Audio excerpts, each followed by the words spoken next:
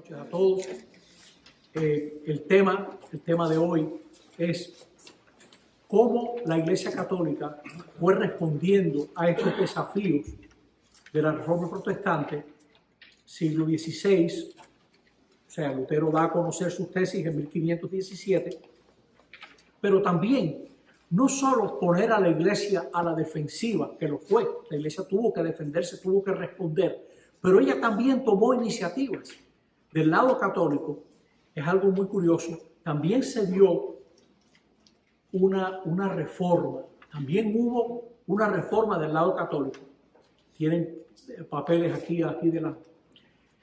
Que eso también va a ir saliendo. No es solamente que la Iglesia Católica, muchas veces se presenta a la Iglesia Católica la contrarreforma, ¿no? Es verdad, hubo una contrarreforma, pero también hubo una reforma del lado católico. Hoy en día, gente como John O'Malley, este gran historiador jesuita, profesor ahora de Georgetown, que tiene un librito precioso que se llama Los primeros jesuitas, en la edición original, The First Jesuits.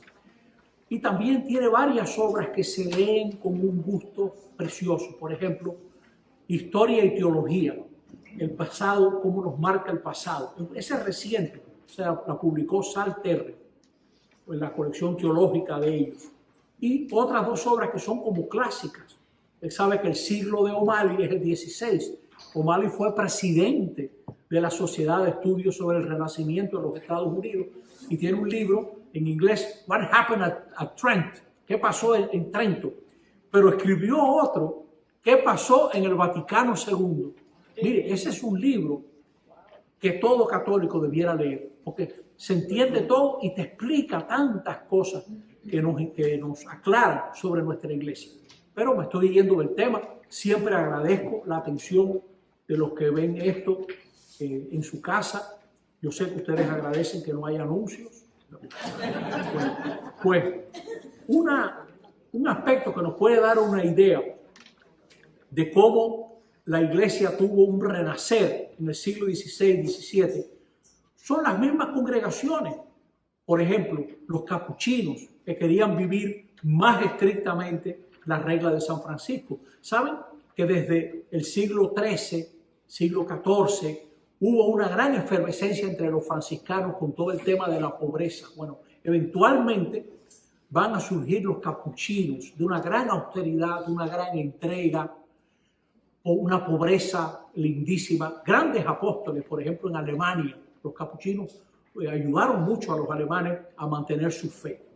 Los teatinos, que en la fundación de los teatinos intervino también el que luego será Paulo IV, cardenal Carafa, entonces era un sacerdote, y Carafa le decía a San Ignacio, tú tienes muy poca gente, nosotros tampoco no tenemos tanta gente, vamos a unirnos. Y San Ignacio le decía, no, muchas gracias, sigue tú con tu grupo, ¿no? Él nunca se entendió muy bien con Carafa. Pues tenemos en 1540 los hospitalarios de San Juan de Dios en Granada, fueron muy protegidos por la nobleza española y los reyes de España. En el 1540, 27 de septiembre, por la bula Regimini Militantis Ecclesiae del 27 de septiembre, Paulo III aprueba la Compañía de Jesús, que no fue tan fácil. Cuando él conoce lo que los jesuitas querían hacer, los primeros compañeros, él dijo, aquí está el dedo de Dios. Y luego le dijo a San Ignacio, ¿usted se quiere ir a Jerusalén? Buena Jerusalén es Roma, quédese aquí, no esté pensando tanto en Jerusalén. Pero luego, cuando quiso elaborar una bula para aprobar la orden, varios cardenales le dijeron, no haga eso, la iglesia está malísima con las órdenes que existen, no apruebe otra más, no haga ese disparate. Y hubo una gran oposición, pero San Ignacio se movió y movieron todos los compañeros a que hubiera testimonio de párrocos, de obispos, de nobles, etcétera, apoyando que el grupo era bueno, que valía la pena. Y el Papa los aprobó, pero los va a aprobar primero con esta reserva. Bueno, nada más puede haber 60 profesos. Después quitaron eso, creo que Julio III ya quitó eso. Pero al principio, pues por si acaso lo tenía que quitar de un plumazo, dijo, bueno, que sean 60, ¿no? En 1575 es como la aprobación oficial del oratorio del amor divino de Felipe Neri. Ya anteriormente, como ustedes verán, este hombre encantador ya se había movido creando varias asociaciones de fieles muy importantes, ¿no? Bueno, en 1574 ya los capuchinos pueden reclutar en Italia, que estaban un poco constreñidos, y en otros países de Europa. De esa época son los clérigos regulares para ayudar a los enfermos de Camilo de Lelis, y de finales de siglo los escolapios, San José de Calasanz, con una confraternidad para educar a gente pobre. Ellos mantuvieron ese carisma luego el siglo XVII, siglo XVIII, siglo XIX. Los escolapios llegaron a ser tan simpáticos en España, tan queridos, que cuando expulsaban a todas las órdenes religiosas, no expulsaban a los escolapios, porque tenían muchos centros que formaban gente pobre. En 1605 tenemos una pena que mi hermana Rosa María no esté aquí, a Juana de Lestonac, ¿no?, que se dedicaron a la educación de las muchachas. Esta mujer, que era viuda, que se metió primero en una congregación religiosa muy austera, y ella tuvo la honestidad de decir: esto no es para mí, y se salió y funda un grupo, y con ese grupo ellas van a tener un éxito impresionante. Ya a la muerte de esta mujer, se murió en 1640, ya había 30 casas de la congregación. Llegaron a ser cientos, o sea, una congregación enorme. No tuvo tan buena suerte esta Mary Ward, que es una historia muy interesante, que quería como que copiar todo lo de la Compañía de Jesús. También Lestonac, ¿no? Todo lo de Juana de Lestonac estaba, Compañía de María, estaba calcado también de la Compañía de Jesús. Y Mary Ward también, pero ella quería que las mujeres no tuvieran que vivir vida conventual. Y desde Trento en adelante, toda mujer que formaba un grupo la obligaban a tener clausura. No hubo ninguna que lograse eso. Por ejemplo, las hermanas de la caridad, que se dedicaban a la educación de niñas, también tenían que tener clausura. Luisa de Marillac, también, las hijas de la caridad, inspirada por Vicente de Paúl, que va a volver a salir en esta presentación. Bueno, estas son gente que lograron, en donde quiera que esta gente trabajó, impactaron la cultura hasta el día de hoy. Por ejemplo, en Cuba, ¿no? Donde quiera que ha habido hijas de la caridad, están muy relacionadas con múltiples aspectos de la vida social, ¿no? Y así fue en Francia, por ejemplo. No vayan a pensar que las órdenes religiosas antiguas no tenían también un renacer. Por ejemplo, los dominicos en la segunda década del siglo XVI eran 7.000. Y en la segunda mitad del siglo XVI no hay una estadística exacta, pero sabemos que hacia los finales del Concilio de Trento, las familias franciscanas de hombres pasaban de 40.000 miembros. O sea que también ellos tuvieron un renacer muy grande. Vamos a mirar un momentico a las ursulinas. Esto aquí hay una influencia de presencia ursulina aquí, que me atacaron con eso, pero es que fueron importantes, hay que decir. Miren, esta Ángela de Medici tenía muy claro lo que ella quería, pero estaba muy ligado a ella, el primer grupo. Esto es una opinión mía, pues si la gente investiga y encuentra otra cosa. Ella fundaron asociaciones de mujeres dedicadas a la enseñanza del catecismo y la devoción a la Virgen. Y esta Ángela de Medici, que estuvo relacionada con Felipe Neri, y tenían un hospital fundado por ellas para acoger enfermos que nadie quería tratar, mujeres que estaban envueltas en la prostitución, presos abandonados, todo. Tuvieron mucho éxito, pero pasa mucho esto. A la muerte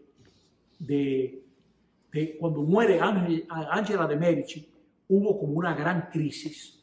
Ellas al principio no hacían ningún voto, vivían en casa de sus familiares, vestían modestamente, usaban también la palabrita compañía, que era una palabra muy común compañía, la gente se cree que es algo militar. No es un término militar, es un término como confraternidad, asociación, ¿no? Después les hablo de eso también con respecto de la compañía de Jesús, que hay una idea muy equivocada, ¿no? Pues esta orden muy querida, puesto que se dedicó a la enseñanza de niños, de jóvenes, etc., no van a lograr sobrevivir, diríamos, la muerte de la fundadora cuando muera en 1540. Prácticamente estaba hundida. Eran unas pocas las que quedaban. Pero más tarde, Carlos Borromeo invita al grupito que quedaba a que vengan a su diócesis. Ellas al principio creo que gravitaban mucho alrededor de Brescia, pero él las invita a Milán. Y Carlos Borromeo, obispo muy marcado por Trento, su tío, el Papa Pablo IV, Pío IV, fue el que puso fin al concilio, logró terminar el concilio, que fue algo bien difícil que ese concilio lograse terminar. Ya verán por qué. Borromeo les cambia la regla, le obliga a vivir en comunidad. En realidad tenían que hacerlo. La iglesia no admitía ningún grupo de mujeres que no tuviera clausura y tuvieron que acogerse a alguna regla religiosa. Pero él lo que las va a librar, porque el obispo va a ser el superior de estas religiosas. Van a tener menos flexibilidad, pero más apoyo. El que se mete con ella se mete con el obispo, ¿no? Entonces ellos van a tener más apoyo. Y como le va tan bien, le va muy bien en Milán, ya en 1584 son 600 las Ursulinas y tenían 16 establecimientos de enseñanza, pero no tenían idea de extenderse.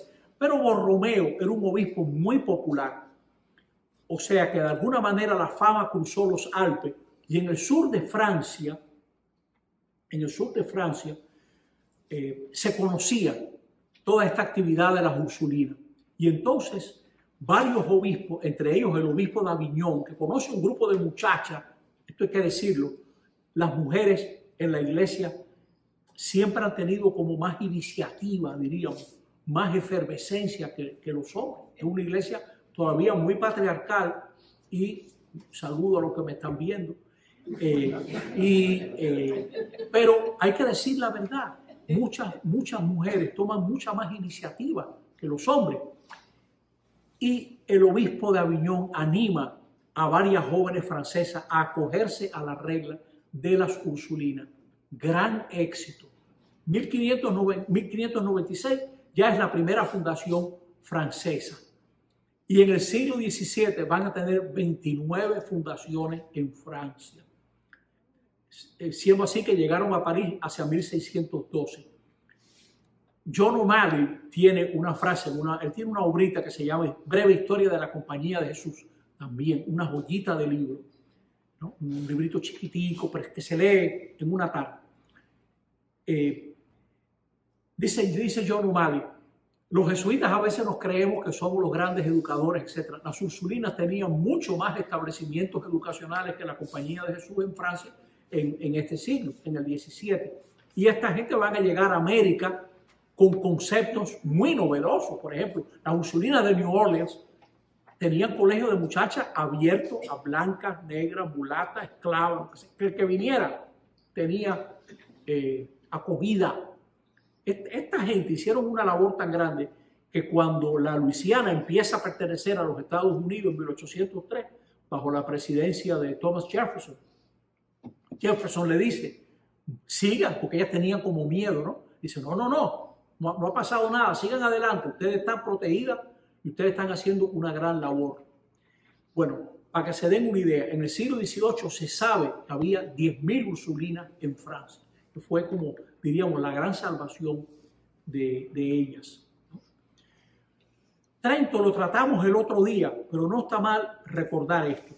¿Se acuerda que Lutero decía en 1520, 1521, yo quiero que haya un concilio libre en tierra alemana? Bueno, eso no va a pasar hasta 1545, Trento en cierto sentido dependía del emperador, ¿no? Y va a haber varios papas que sean como los responsables durante su pontificado. Se va a reunir el concilio. El primero, Pablo III, luego Julio III. El concilio va a tener una gran crisis, un hombre muy difícil, un hombre viejísimo cuando lo eligen papa, pero con una energía impresionante. Pablo IV, Carafa, que tenía un odio particular a los españoles, porque él era napolitano y, como saben, los aragoneses dominaron Nápoles. Tenía un odio cordial, ¿no? hacia los españoles.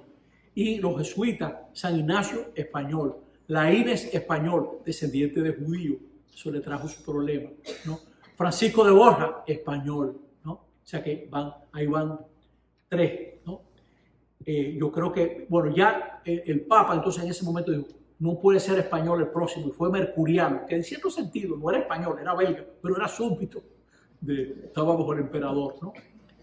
Bueno, Pablo IV, que mandó registrar la curia, cuando él entró en guerra con las tropas de Felipe II, mandó que hubiera un grupo de militares que registraran la curia jesuita, porque tenía miedo que hubiera armas en la casa de San Ignacio. Cuando muere San Ignacio, el 31 de julio de 1556, San Ignacio antes había nombrado vicario a Jerónimo Nadal, pero Nadal estaba viajando por Europa, dando a conocer las reglas, y los que estaban en Roma, olvidándose de eso, nombraron a Laínez también. Entonces había dos vicarios, pero eran gente muy buena los dos, y se pusieron de acuerdo, y Nadal le dijo, no te preocupes. Pero Nicolás Bobadilla, uno de los primeros compañeros, que era un hombre medio atravesado, tenía un carácter fuerte, Nicolás Bobadilla fue a hablar con el Papa. Nicolás Bobadilla era un gran apóstol, un gran trabajador con sus cosas, ¿no? Y entonces convence al Papa, le dice, bueno, no lo convenció, pero le dijo, mire, no hay constituciones todavía aprobadas. Creo que hace falta que los que quedamos, los primeros compañeros que quedamos, nos reunamos y elijamos general, porque eso es lo que hay que hacer. Y Laínez decía, no señor, aunque yo sea de los primeros compañeros, lo que hay es que reunir a la congregación general, como pensamos, los profesos que puedan venir, etc., y elijamos. Bueno, hubo tal discordia entre los dos que el Papa Pablo IV mandó a pedir las bulas de fundación de la compañía, tanto la de Pablo III como la de Julio III, y se las dio a un dominico muy brillante, cardenal Ghisleri, para que Ghisleri opinara. Y Ghisleri, gracias a Dios, dijo, Bobadilla está equivocado, Laínez tiene razón. Y así fue la primera congregación general de la Compañía de Jesús, que por cierto, Ghisleri es San Pío V. El cardenal, ese dominico, llegó a ser papa con el título de Pío V. Bueno, después que, Pablo IV dijo, no hace falta concilio, esto lo arreglo yo con la Inquisición. Dijo, él suprimió el concilio de Trento, suprimió el concilio. Él era un hombre medio, ¿cómo diríamos?, lanzado, ¿no? Los italianos dicen spinto, ¿no? O sea, lanzado. Una gente que no le temblaba la mano para hacer las cosas. Un hombre de mucho arrojo, por decirlo así, benevolentemente. Y él era a veces un poco ingenuo en sus cosas. Tenía sobrinos que eran ladrones, asesinos, incluso. Uno de ellos lo tuvieron que matar después que el Papa murió. Tuvieron que procesarlo y condenarlo, ¿no? Y cuando el Papa muere, cuando Pablo IV, había tanta rabia contra él en Roma, que lo primero que hicieron fue ir a una estatua y la tumbaron, la tiraron para el suelo, ¿no? Y hay un saqueo de la Inquisición, etc. Más tarde, Pío IV reanuda el concilio y lo concluye. Ahí hubo trabajo de varios cardenales que hicieron posible que eso terminara. Hubert Jeding, que es el gran especialista del Concilio de Trento, dice, ningún concilio había hecho nunca una obra tan considerable. Es verdad, hay que decirlo que es verdad, porque la situación en la que estaba la iglesia también fue porque Pío V Pío V tuvo la sabiduría de darse cuenta que hacía falta una comisión que implementase y instrumentos, por ejemplo, un catecismo, un breviario para que los sacerdotes conocieran más la escritura, los santos padres, etc. Un misal para que la misa se celebrase dignamente, ¿no? Hubiera una guía, ¿no? Reformar el clero y formarlo. En eso varios santos tuvieron que ver. Uno de ellos fue Ignacio de Loyola. Estaba convencido que hacía falta formar el clero. Y él intervino mucho en que los alemanes tuvieran un seminario en Roma, el Colegio Germánico. Y más tarde hubo otros establecimientos similares. Y eso era muy costoso. Él conseguía dinero para que eso se pudiera hacer. Eventualmente, Gregorio XIII apoyó todas esas ideas y de ahí salió la Gregoriana, la Universidad Gregoriana, por eso se llama así, por Gregorio XIII. Bueno, para que usted vea alguno de estos señores, Pedro Canicio, que fue, creo que vocación de Pedro Fabro, ¿no? El Pedro Canicio, pues va a escribir un catecismo que va a ayudar mucho a los alemanes a mantener su fe. Carlos Borromeo, y lo vamos a tratar en detalle, pero este sobrino del Papa Pío IV, él mismo hubiera podido ser Papa si lo hubiera querido, ¿no? Tenía todas las conexiones, ¿no? No le interesó.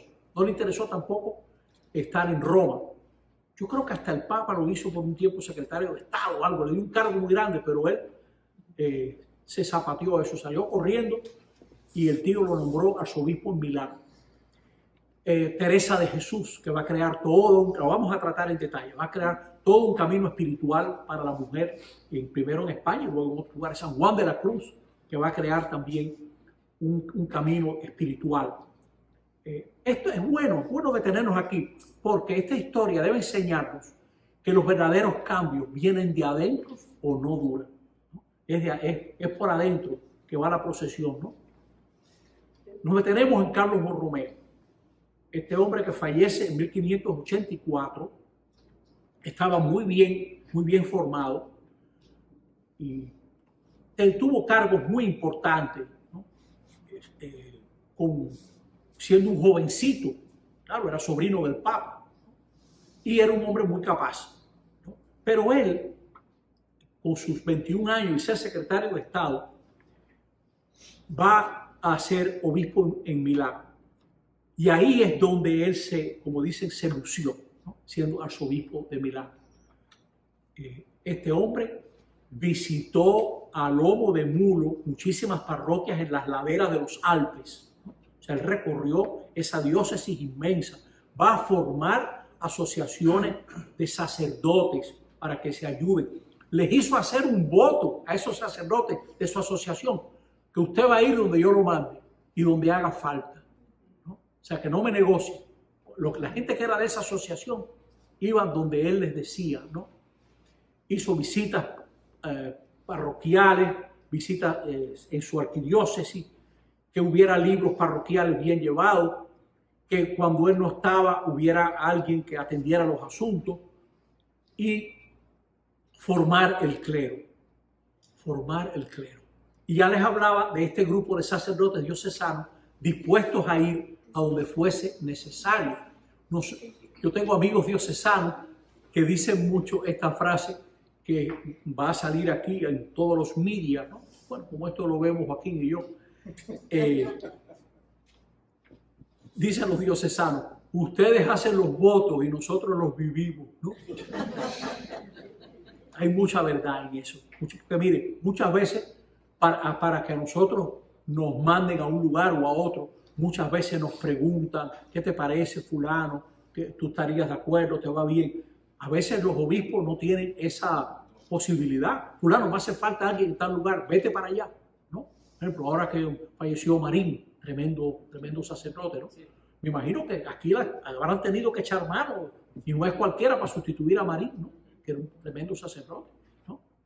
Yo tengo, mire, es que de este testimonio aquí, yo estuve con Marín en la misa de Reinerio Lebroc, que dirigimos por Reinerio, que era un gran historiador, y yo vi como Felipe Esteves le decía, pero Marín, tú estás enfermísimo, Marín, ¿qué tú haces aquí? Dice, yo no tengo nada, decía él, sabiendo él que estaba malísimo, ¿no?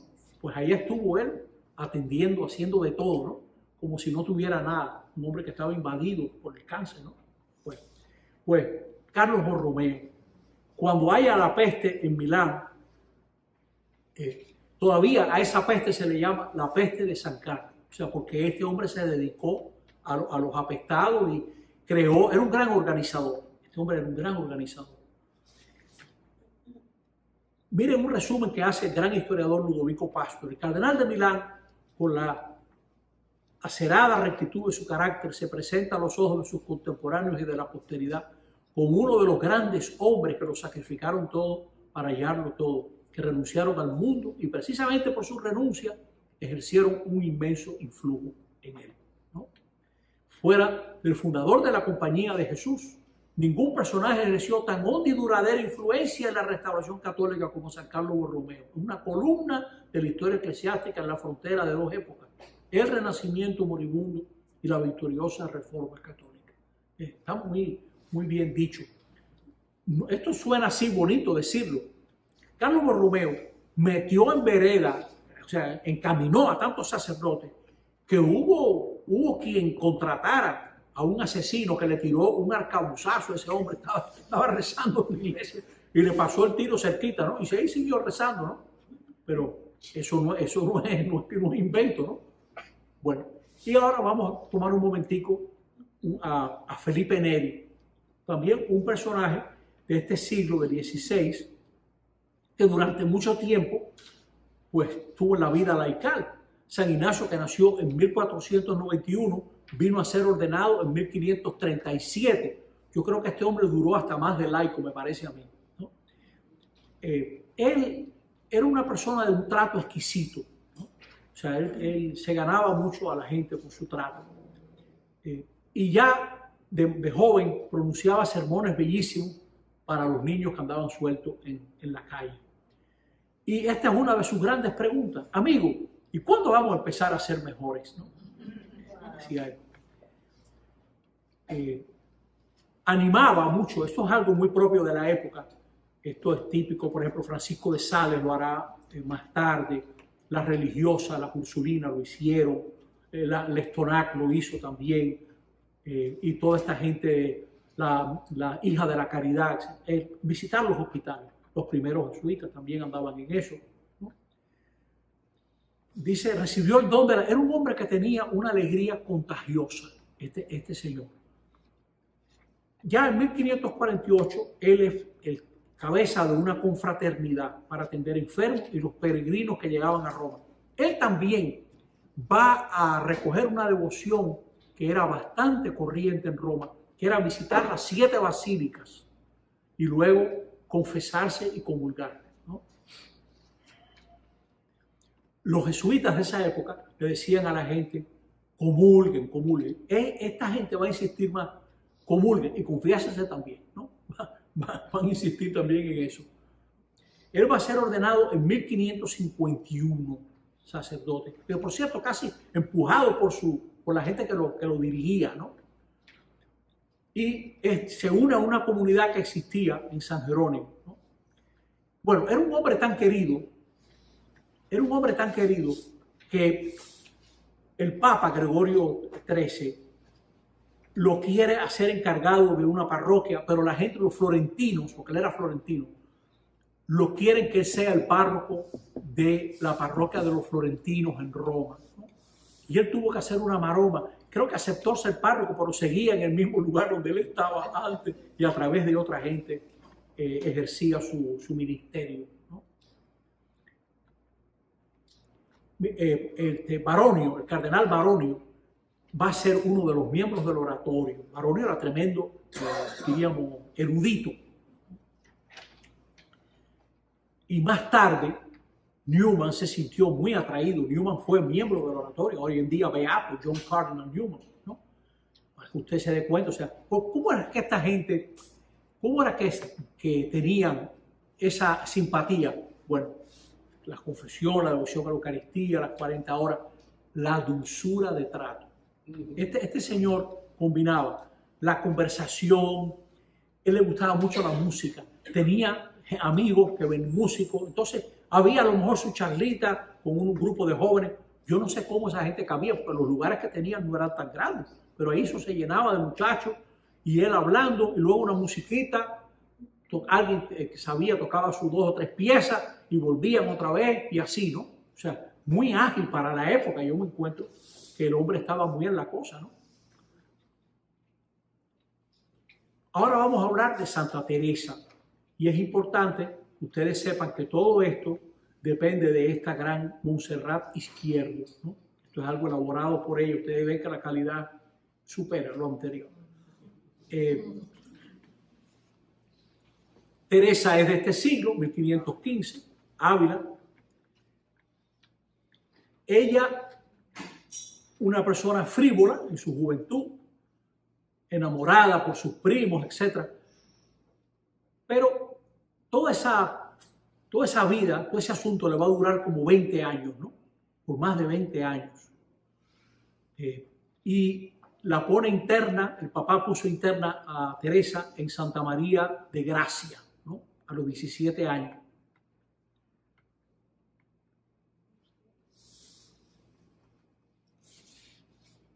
Ella para en el monasterio de la Encarnación, más bien dice, era el temor servil, ¿no? De parar mal, ¿no?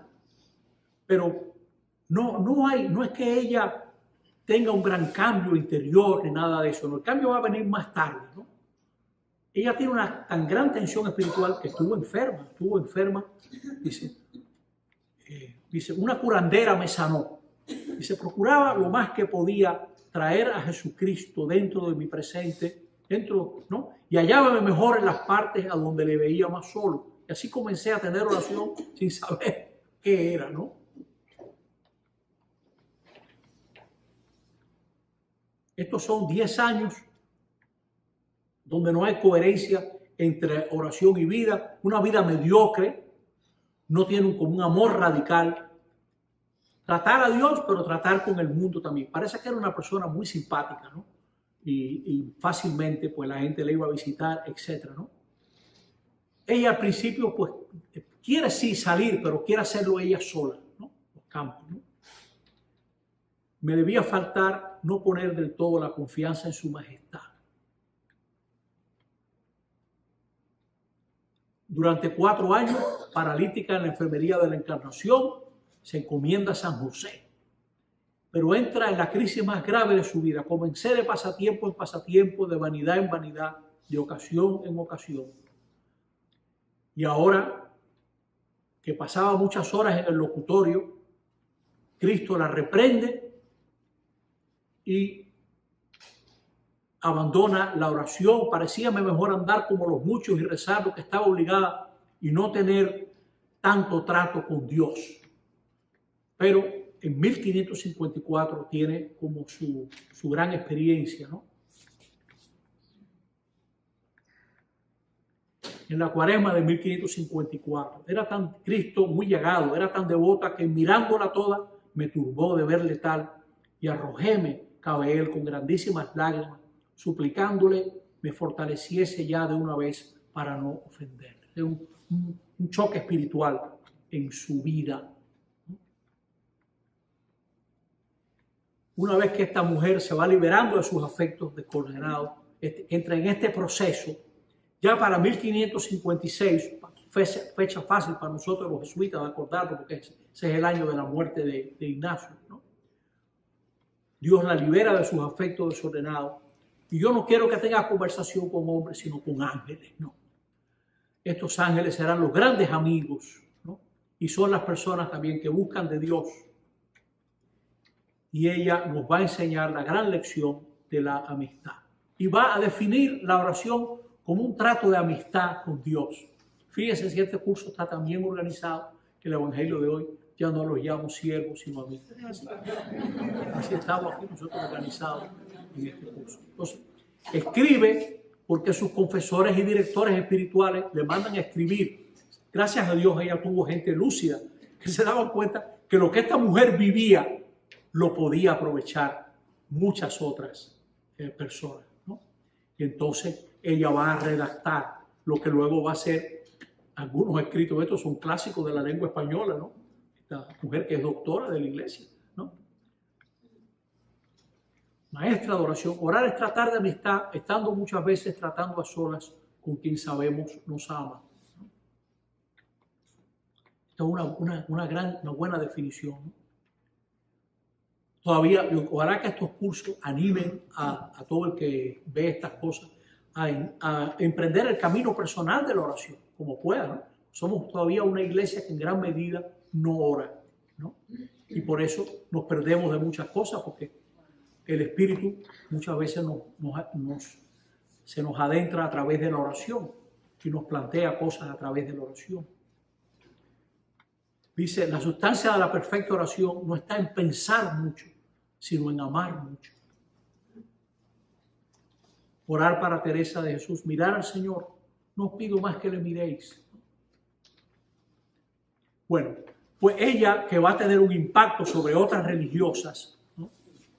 Tiene mucha oposición entre su congregación, mucha oposición, que llega a los niveles más altos, porque muchas de estas religiosas son amigos de gente piadosa que tienen sus esquemas, y entonces esa gente con sus esquemas van a querer aplastar estas ideas de Teresa.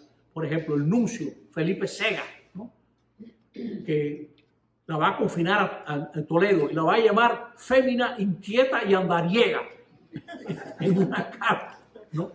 Y los calzados de Medina del Campo, trotona, o sea que anda de aquí para allá, ¿no? Son calificativos un poco fuertes, ¿no? Se recordarán que en los evangelios a un personaje muy querido nuestro le dice es un comilón y un bebedor, ¿no? Jesús de Nazaret, por si acaso no se dan cuenta, ¿no? Bueno, pues Teresa de Jesús quiere ayudar a la iglesia, pero como era mujer y no podía ni predicar ni enseñar, piensa hacer un monasterio de carmelitas que avivan los consejos evangélicos con toda la perfección posible. Y funda un monasterio muy recogido en total pobreza y con pocas monjas para dedicarse a la oración. Y esa gente impacta a todo el que se pone a tiro, a todo el que llega, ¿no? Y así nace el convento de San José de Ávila, ¿no? Y esta mujer se va a mover por la geografía española, la atraviesa de norte a sur y en 20 años funda ella misma 18 conventos, ¿no?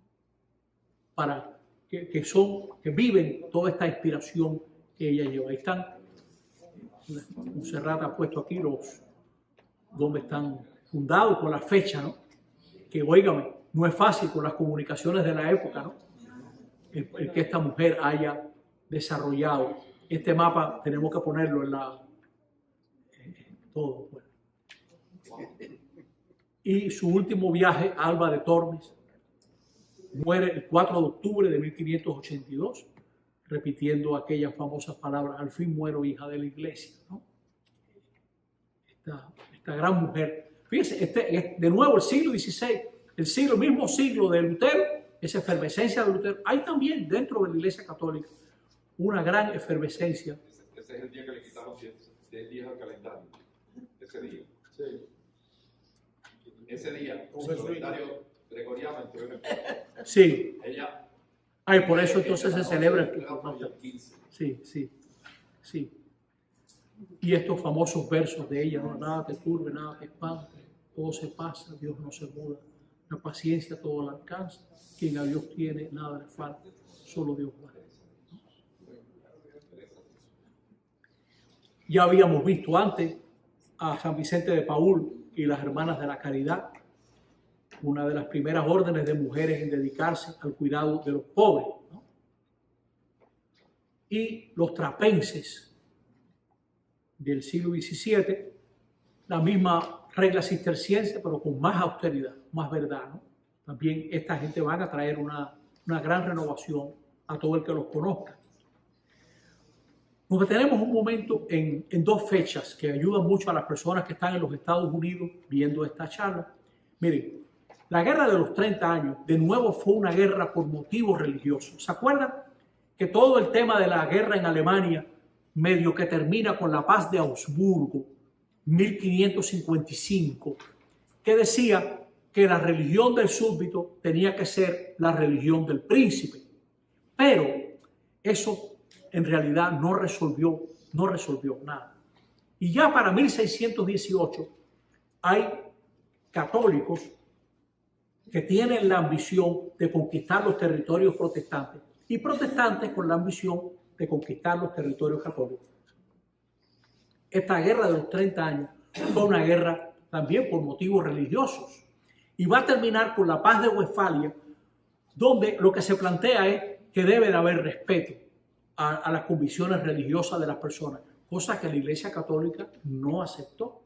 O sea, en aquella época, cuando se firma el Tratado de Westfalia, los papas de la época no van a aceptar esas ideas, ¿no? O sea, la libertad religiosa dentro de la Iglesia Católica es un asunto del Vaticano II. Y aprovecho para decirle que los que se interesan en ese evento, aquí va a haber en el mes de noviembre toda una reflexión ligada a cómo, creo que si entiendo bien, cómo Francisco y el Vaticano II juntos se entienden mejor, ¿no? Y cómo Francisco ha llevado adelante muchas de las intuiciones de ese concilio. Entonces, esta guerra de los 30 años va a ser algo horrible en Alemania. Hay regiones de Alemania donde muere prácticamente la tercera parte de los hombres en esa guerra, con matanzas por motivos religiosos muy grandes, ¿no? Y en esta época, en Inglaterra, va a haber una gran efervescencia calvinista que los anglicanos que están en el poder, por ejemplo, Jaime II, no toleran.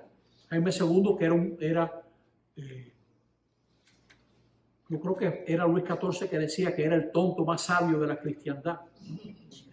Decía Luis XIV, creo yo, decía eso. La verdad que sí, tendría que verlo, ¿no? más despacio, porque Luis XIV es un poco posterior, así que no sé quién sería que diría eso. Porque Jaime II no soportaba a los calvinistas, él era anglicano, y tenía medios ideas a veces. Los católicos pensaron que como era tan conservador Jaime II, Jacobo II, es que él se iba a ser católico, pero nada de eso. Y hubo entonces católicos que muy despechados quisieron volarlo a él con el Parlamento. Llenaron de pólvora el sótano del Parlamento. Sobre eso se ha escrito muchísimo. The Gunpowder Conspiracy, la conspiración de la pólvora. ¿Sí? Y para desgracia nuestra de la Compañía de Jesús, algunos de ellos se asesoraron con jesuitas. Nosotros sabemos que los jesuitas le dijeron lo que se conserva. Yo soy jesuita, no se olviden de eso, pero no hagan eso, que eso es un disparate. Si les sale bien, es un disparate, nos van a matar a todos. Y si les sale mal, peor todavía. Las dos cosas, es un disparate. Y le salió mal.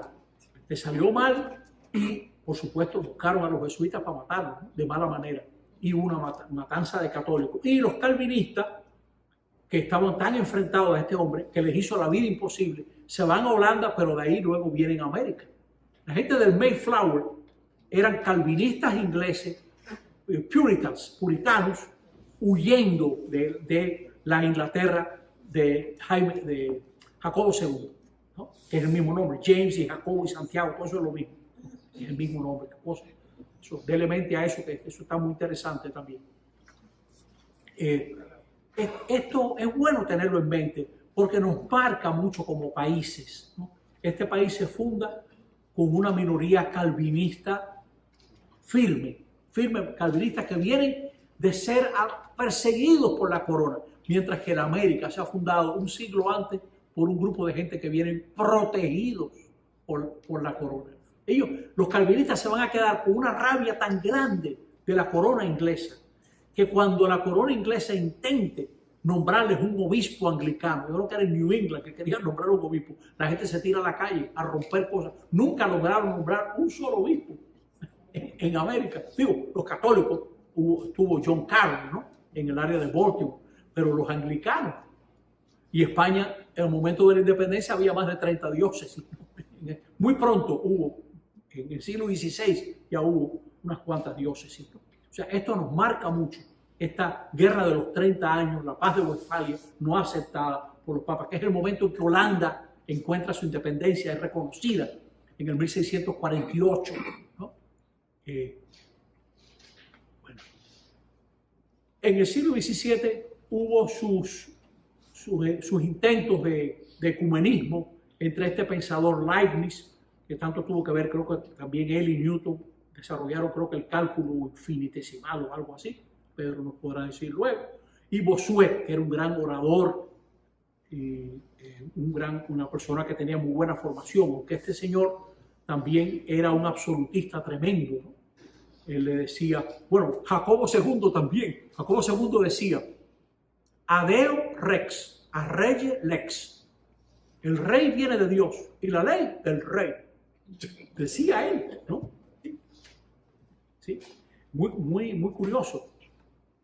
Eso es algo también, y los rivales de él, ingleses, ahí se ve la gran tradición inglesa, dice, la ley tiene que ver con la costumbre y los usos de nuestra sociedad, common law de la sociedad, es otra visión totalmente distinta de la ley. Bueno, un santo que va también a trabajar en el siglo XVII, Francisco de Sales, insistiendo mucho en los seminarios y en la enseñanza del catecismo. Esto lo vamos a ver en la próxima clase, todo el tema en el siglo XVI, la revolución de Copérnico, cuando Copérnico descubre que el centro no es la Tierra, sino el Sol, y luego en el siglo XVII, los escritos de Galileo Galilei. Así que no me meto en eso ahora, pero es bueno mencionarlo para usted, porque no podemos decirlo todo al mismo tiempo, nos volveríamos locos, para que sepan, porque vamos a hablar de esto después, es por esta época que andan dando eso, ¿no? O sea, que no sea que uno confunda. Vamos a tratar ahora de un tema que dividió mucho a la iglesia francesa y va a tener consecuencias que se prolongarán hasta el siglo XVIII, por lo menos, ¿no? Había habido grandes debates entre los dominicos y los jesuitas. Se llama la controversia de Auxiliis, referente a la gracia. Para no meterme en camisa de 11 varas, son temas que me superan ciertamente, pero vamos a decir que los jesuitas eran acusados de pelagianismo. Yo digo, eran aquellos, libre de Dios, no, de pelagianismo, es decir, que tenían una visión demasiado positiva de la condición humana y creían mucho que si uno organiza su vida y su voluntad iba a lograr mucho. En cambio, los dominicos querían mostrar que el hombre y la mujer están afectados por una condición de pecado. O sea que tenemos que ser más humildes, tenemos que darnos cuenta de la necesidad de la gracia, etc. Eran como dos énfasis. Y las dos órdenes religiosas tenían pensadores muy brillantes y ahí se pelearon de tal manera que a veces varios papas tuvieron que decir, mire, esto no lo vamos a resolver ahora, prohíbo que se discuta sobre eso, porque ustedes están dividiendo a la iglesia. Tuvo que prohibirle a dominicos y jesuitas que estuvieran discutiendo de estas cosas. Es más, quedó tanta como mala sangre entre las dos órdenes que hasta el día de hoy, cuando muere el general de los dominicos, el que predica en el entierro es el general de los jesuitas. Y cuando muere el general jesuita, el que predica es el general de los dominicos, para ayudar a que las órdenes se puedan, amistar más, ¿no? Bueno, entonces ya ahora estamos en el siglo XVII y tenemos a este señor Jansenio que llegó a ser obispo, ¿no? Y él tenía una serie de ideas sobre la naturaleza humana bastante negativas. Él estaba muy marcado por la filosofía y la teología de San Agustín. Él había leído todo lo que se conocía sobre Agustín y escribió una obra enorme, en 3 volúmenes, el Agustinus, ¿no? Una cosa impresionante. De esa época también es Fenelón, posterior, diríamos, pero también se le va a acusar de que él le decía a la gente que no había nada que hacer, el quietismo y esperar que Dios actuara, etc. Yo creo que eso es injusto, hasta donde yo entendí a este señor, el Fenelón. Bueno, vamos a mirar ahora el jansenismo. Jansenio era un hombre de mucha piedad y ya les decía, con una visión un poco negativa. Se presentaba bajo apariencia de una devoción más profunda. Las ideas de este hombre era rigorista y tenía una interpretación. Acuérdense que soy jesuita, estoy presentando como mejor puedo, ¿no? Una interpretación exagerada, sí, porque a lo mejor Jansenio se me aparece esta noche, exagerada y unilateral de las teorías agustinianas del pecado original y de la gracia, ¿no? Tenía una interpretación muy exagerada, ¿no? El Papa Inocencio X, todos estos papas eran muy cercanos a la compañía de Jesús. Inocencio X condena algunas de las afirmaciones del Agustinus, porque hay que decirlo todo. No se crean ustedes que el Papa se leyó el Agustinus, etc. No le faltó el jesuita que le dijera, mire todas las cosas que dice este hombre aquí, ponga a su gente a leer estas cosas. Y por supuesto, el Papa las condena en 1653. Pero los jansenistas habían marcado tanto a tantos intelectuales franceses, a tantos obispos franceses, ¿no? Las ideas de esta gente, que el jansenismo continuaba, ¿no? Miren cómo presenta Pastor las ideas del Agustín. Al hombre, a la mujer, le hace lisiado en sus facultades naturales y en su vida interior, una especie de máquina sin libertad. La historia universal, la grandiosa lucha entre la luz y las tinieblas, se convierte en un mero juego de muñecos y la victoria final de Dios en una victoria sobre títeres, claro, porque todo era prácticamente casi una predestinación, ¿no? que él establecía, ¿no? Para desgracia de los enemigos del jansenismo, hay un grupo de monjas que adopta el jansenismo, la comunidad de Port-Royal. Bueno, esta Angélique Arnaud, que tiene un pariente brillante, un gran intelectual de la Académie Française, el Arnaud, ¿no? Entonces, el 29 de septiembre de 1654, Inocencio X confirman la censura por parte de los obispos franceses. Y algunos de su gran defensor, Antonio Arnaud, también de paso condena ideas de Arnaud. Y Arnaud, que era muy inteligente, dice, pero lo que el Papa que ha condenado no está en el Agustinus. Fíjate qué inteligente, dice, mire, yo creo que un Papa no se equivoca cuando nos enseña sobre la fe y sobre lo que debemos creer. Pero el Papa se puede equivocar cuando opina sobre algo factual, algo accidental. Y si él dice que eso está en el Agustino, yo creo que no. Mira, a ver, léalo usted. Con lo cual desmonta la condena del Papa, ¿no? Por tanto, decía no, una persona que lea el Agustinus, ¿qué hacer ante la condena del Papa? Decir que sí y por dentro callarse la boca, silencio respetuoso. O sea que mucha gente siguieron siendo cripto-jansenistas, ¿no? Alejandro VII, que va a atacar a estos cripto-jansenistas, elabora, porque también ellos tenían de enemigo a Luis XIV. En este punto, Luis XIV, bueno, el confesor de Luis XIV era jesuita, ¿no? Y entonces se elaboraron un formulario que tenía que firmar todo sacerdote. Todo sacerdote. Ustedes están entendiendo, la compañía, desde que se fundó, va a tener mucho respeto de los papas, obispos, etc. Va a tener un poder de legitimidad, de simpatía, etc. Y esto manejado arrogantemente. No todos los jesuitas somos santos. O sea, eso va a ser manejado con una gran arrogancia a veces, ¿no? Y esto va a provocar una envidia, un rechazo, una hostilidad que va a ir increciendo. O sea que aquí en algún momento yo quisiera presentar por qué fue suprimida la compañía de Jesús dentro de 2 partes, a ver si llegamos ahí, ¿no?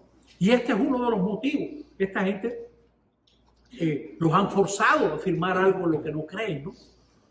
Decía, tenía que firmar este juramento. Yo me someto sinceramente a la constitución del Papa, según su sentido. Reconozco que estoy obligado en conciencia a obedecer a estas constituciones. Condeno de corazón y de palabra la doctrina de las 5 proposiciones de Cornelio. O sea, no le dejaba mucha escapatoria, ¿no? Bueno, para desgracia de los jesuitas, el hombre que escribía mejor en lengua francesa, que él ni lo sabía, que era Blaise Pascal, tremendo físico, ¿no? Este señor va a escribir unas cartas, porque son cartas no de provinciales jesuitas, sino de gente de la Provence, que viven en el interior, ¿no? Son un clásico de la lengua francesa. Las cartas de este hombre contra los jesuitas, que todavía se lee y uno se muere de risa, las cosas que él dice, ¿no? Dice que son más graciosas que las mejores comedias de Molière, estas cartas de este hombre, ¿no? En 2 años. Él acabó disgustado porque él era creyente, católico, ferviente, ¿no? Y a ver un momento que sus enemigos jesuitas hacen que algunos obispos le digan, pero usted está fuera de la iglesia, Pascal, usted está en contra de lo que le está enseñando la iglesia, ¿no? Y él se sintió muy herido que dijeran eso, ¿no? Mire, por ejemplo, esta es una frase de Pascal. Los jesuitas tienen tan buena opinión de sí mismos que creen ser útiles o necesarios para el bien de la religión que su crédito se extienda por todas partes, que ellos gobiernen todas las conciencias. Cuando les conviene siguen el evangelio, cuando lo abandonan. O sea, para que usted vea, ¿no? Como era un ataque inteligente, muy bien puesto, ¿no? Y los jesuitas, por su parte, cuando analizan las cartas provinciales, dicen: los sabios se burlan de estas cartas, la gente de bien las detesta, los sencillos se escandalizan, los herejes las aplauden y los libertinos las alaban. Los bufones encuentran aquí su propio estilo. Por lo demás, los jesuitas darán su respuesta, la iglesia su censura, los magistrados su castigo. Esto lo quemaron en público y era delito andar con estos libritos y leyendo estas cosas. O sea, con Luis XIV no se jugaba, ¿no? Luis XIV va a ser, yo no puedo tratarlo todo. Luis XIV, siendo monarca, intentó que los protestantes se convirtieran forzados al catolicismo. Y para ayudarlos, le mandaba batallones de los dragones, ¿no? Le mandaba a los dragones a pueblitos, etcétera, a forzarlos, y cometían violencias contra estos protestantes, que acabaron yéndose a Holanda. Ellos le llaman les Huguenots, porque de alguna manera creo que la palabra alemana es lo propio, los Eidgenossen, una cosa así. Como ellos no entendían el alemán, pues le decían les Huguenots, y en español los hugonotes, ¿no? Y pues estos hugonotes, que eran tremendos artesanos, economistas, intelectuales, etcétera, se fueron para Holanda. Francia perdió muchísimos artesanos valiosos por estas persecuciones. Y Luis XIV llegará a revocar el edicto de Nantes, que había, diríamos, puesto la paz después de la guerra de religión de Francia, que yo no he tratado, pero fue algo horrible, la guerra de religión francesa. Algo vamos a decir cuando miremos un momentico estas hojas, ¿no? Bueno, las hojas también están en la página web del Instituto Jesuita Pedro Arrupe. Poco a poco los jansenistas van a buscar apoyo en algunos obispos franceses, que también en tiempos de Luis XIV tuvo tantas tensiones con los papas, que en una asamblea del clero, hacia 1680 y pico por ahí, ellos van a aprobar que el papa no debe de promulgar para que sea leída en Francia nada que los obispos franceses no aprueben. O sea que el papa tenía que pedir primero opinión a los obispos franceses, porque Francia era la hija mayor, la fille aînée de l'Église, la hija mayor de la iglesia, ¿no? Tenía esa distinción. Y tenía ciertos privilegios la nación francesa, y también el rey de Francia tenía los derechos desde antes. O sea, desde 1516, pues, el rey de Francia prácticamente proponía a todos los obispos que él quería y el papa se los nombraba, ¿no? O sea, que era una iglesia muy galicana. Galias, Francia, el galicanismo, la herejía que piensa que los franceses, diríamos, dentro de la iglesia católica tienen unos derechos que nadie más tiene, ¿no? Porque ella es la hija mayor de la iglesia. Pero en este caso de los jansenistas, Luis XIV estaba a favor de los jesuitas, para desdicha de los jansenistas, ¿no? Luis XIV primero le va a decir a las monjas, con el apoyo del Papa: ustedes no pueden tener novicia. Y como ellas siguieron con sus ideas, la sacó y arrasó con el convento, ¿no? Y desterró al paladín de los jansenistas, ¿no? A Quesnel. Clemente XI, en la bula Unigenitus, condenó 101 proposiciones tomadas del libro Reflexiones Morales, porque este discípulo de Jansenio sacó su libro, ¿no? Y la bula papal pasó a ser ley de Estado, ¿no? Y de nuevo, los jansenistas se van a Holanda, donde fundarán una iglesia cismática. Bueno, esto es lo que nosotros hemos presentado mediante un PowerPoint. Y ahora quiero con ustedes, vamos a tomar como unos 10 minutos para hacer esto, ¿no? Porque yo quiero mantener, el otro día les pido excusa, nos extendimos mucho, en parte ustedes mismos se entusiasmaron, etcétera, ¿no? Pero es bueno mantener esto dentro hora y 10, hora y cuarto, para que las almas no haya putrefacción. Entonces, si usted tiene la primera hoja de esto, que están aquí le quedan hojas, ¿no? Sí. Todo lo que hay en la primera hoja lo hemos visto juntos. Yo quiero fijarme en esta fecha, que mirando el margen izquierdo, 1534, cuando Pablo III nombra cardenales a dos de sus nietos, a uno que tiene 16 y a otro que tiene 14. Ahora, en ese nombramiento, el Papa también nombró a gente de la talla de John Fisher, Saint John Fisher, es mártir, ¿no? Que Enrique VIII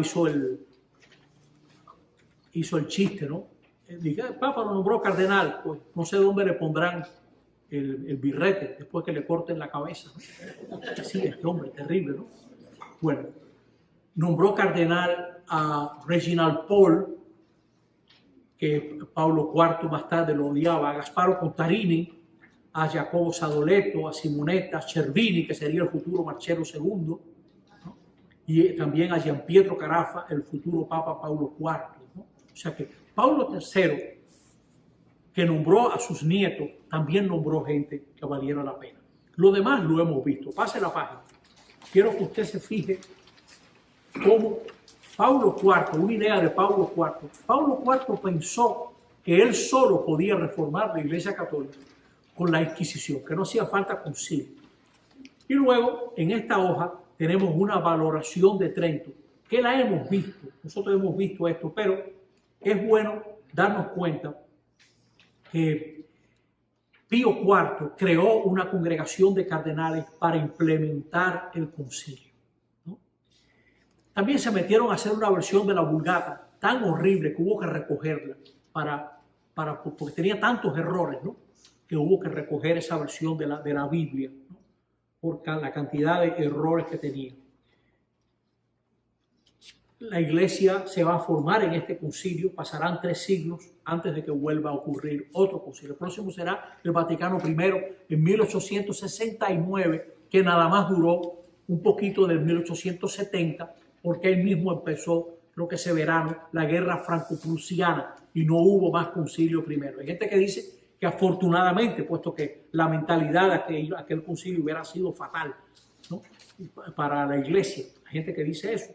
Tiene un tratado, el primer concilio vaticano tiene un tratado sobre la fe, muy bueno, está también la supremacía papal y la infalibilidad, están definidos. Por cierto, bastante restringidas, pero no es el tema de hoy, no es el tema de ahora. Vamos a la página 3. Dice, resultado de la Reforma Protestante. Fíjense cómo la Reforma Protestante va a dividir Europa, como nada. La división anterior, la del 1054, era con los ortodoxos, ¿no? Y ahora Europa dividida. El otro día mostramos unos mapas, no voy a volver sobre eso, pero sí quiero volver sobre esto. La reforma va a dejar un enfrentamiento sangriento entre las potencias protestantes y las potencias católicas, que hasta el día de hoy hay cantidad de prejuicios. Muchos anglosajones identifican lo hispano con todas las características malas del catolicismo, y nosotros identificamos muchas veces cosas anglosajonas o alemanas con todos los errores del protestantismo, cosa que es injusto y es falso, ¿no?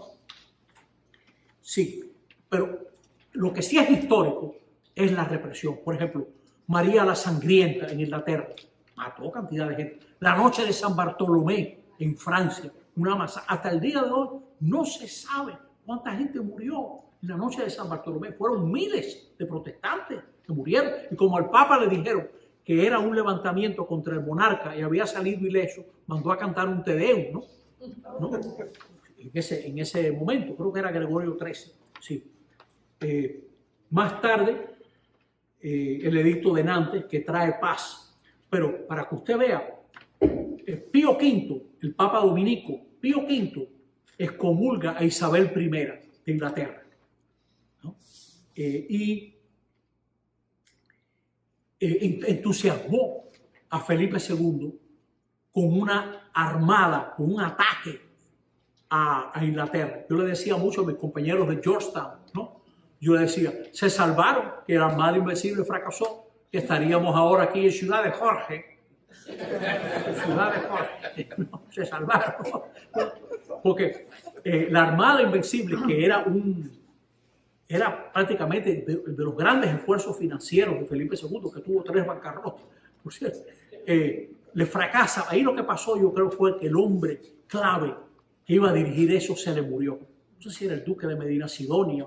Sobre esto se ha escrito clásicos. Mattingly tiene el Invincible Armada. Sobre esto se ha escrito océanos de tinta, ¿no? Pero quedémonos en este hecho. El Papa va a entusiasmar a este hombre, ¿no? Y también el Papa se va a entusiasmar con Lepanto, ¿no? También, anteriormente, en la década anterior, tratar de detener al turco, ¿no? O sea, son tiempos de grandes enfrentamientos religiosos que van a traer que más tarde, porque ahora todavía queda la guerra de los 30 años, 1618, 1648. Más tarde, en el siglo XVIII, cuando los ilustrados piensen en el valor de la religión, va a haber filósofos ilustrados que digan, mejor decir que hay un Dios y no nos metamos con religión. Porque si Jesús fuera el Hijo de Dios y de verdad hubiera venido en nombre de Dios, se hubieran matado católicos y protestantes cristianos en nombre de Jesús. Decía, entiendo lo que digo, va a ser un gran argumento contra la religión revelada. Van a decir los deístas, estamos mejor diciendo, hay un Dios y no ha dicho nada. ¿No? Estémonos quietos, que si no nos matamos, ¿no? Sí, yo lo pongo caricaturescamente, pero ustedes se dan cuenta del escándalo que fue eso. Se está creando una nueva mentalidad, abajo en la página 3, donde priva el subjetivismo, es decir, lo que yo interprete, ¿no? Lo que yo interprete. Hay un desprecio, diríamos, por qué cosas son las cosas en realidad, ¿no? Y sí va a haber un aspecto positivo, página 4, a mitad de página. Se busca una religión más pura, eso es verdad. Eso viene ya desde los 1300, 1400, los 1400, lo que se llama la devoción moderna de Thomas Kempis, una renovación interior. Se busca que haya una religión más arraigada en la fe, más arraigada en la vida interior. ¿Qué consecuencias va a tener la lucha contra la reforma? Miedos y énfasis que la reforma dejó en el catolicismo. Una iglesia muy clerical hasta el día de hoy. Somos una iglesia muy clerical. Eso tiene su razón de ser en parte porque el pueblo va a apoyarse en el presbítero, va a apoyarse en el obispo, ¿no? En las autoridades eclesiásticas. Pero tenemos que cada bautizado tiene la obligación también de buscar una formación, de crecer. Y tal vez la autoridad en la iglesia, a veces hemos infantilizado mucho a la gente, nuestra forma de hablar, de pensar. Muchas veces caemos en un sacramentalismo, que la gente se bautice, que la gente se case. Bueno, pero ¿qué formación hay detrás de esto? ¿Qué vida cristiana hay detrás de esto? Y la misa muchas veces más como rito que comunión, que como comunión de hermanos. Eso es verdad. Se da muchas veces eso. Dice, la reforma, estoy citando aquí, aquí yo creo que es Martina sobre todo, Giacomo Martina, que tiene una obrita en 4 volúmenes, que está toda en internet gratuitamente, apellido Martina, la iglesia desde Lutero hasta nuestros días, ¿no? Dice, no todo fue negativo, ¿no? Hubo más comunidades, hubo más amor a la Biblia, ¿no? Y hubo un cultivo mayor de la vida interior. Quiero concluir casi, ¿no? Leyendo una cita, página 5, este libro que yo les recomendé. Si a usted le gustan estos temas, este es un libro que se entiende entero. Historia, iglesia y teología. Cómo nuestro pasado ilumina nuestro presente. Es un libro del año pasado, ¿no? Precioso libro, ¿no? Hoy en día hay mucha confusión acerca de la liturgia tridentina y el papel que desempeñó el concilio a este respecto. La verdad es que no existe tal liturgia tridentina, en el sentido de que el concilio creara una liturgia, revisara sustancialmente la liturgia tradicional del rito romano, o al menos promulgara algo remotamente parecido a lo que hoy llamaríamos un decreto sobre liturgia. Y en otra parte del libro, O'Malley dice, lo que dice es, la misa se celebra en latín, pero no excluye, o sea, no está dicho así de manera excluyendo, ¿no? Que no sea en vernáculo, ¿no? No está excluido. O sea, los reformadores van a insistir mucho en la lengua vernácula y entonces por reacción muchos católicos pues se van a quedar con el latín y muchas autoridades lo van a exigir así. Y en la última página, algo que confunde un poco con la forma en que yo lo he puesto, ahí le puse un cuadrito. Ese cuadrito se aplica al 1648. Europa al momento de firmarse la paz de Westfalia, ¿no? ¿Cuáles eran los países católicos? ¿Cuáles eran los otros? Bueno, en ese momento diríamos que la gran mayoría son protestantes, en ese momento, ¿no? Y así fue que quedó. Pues en un momento estamos con ustedes, pero con lo que ustedes quieran decir. Muchas gracias a la gente que ha visto esto y ahora entre nosotros vamos a pasar a las preguntas. No dejen de invitar a otras personas a ver estos videos que aparecen en la página del Instituto Jesuita Pedro Arrupe. Todo esto patrocinado por el Colegio de Belén. Por su atención, muchas gracias.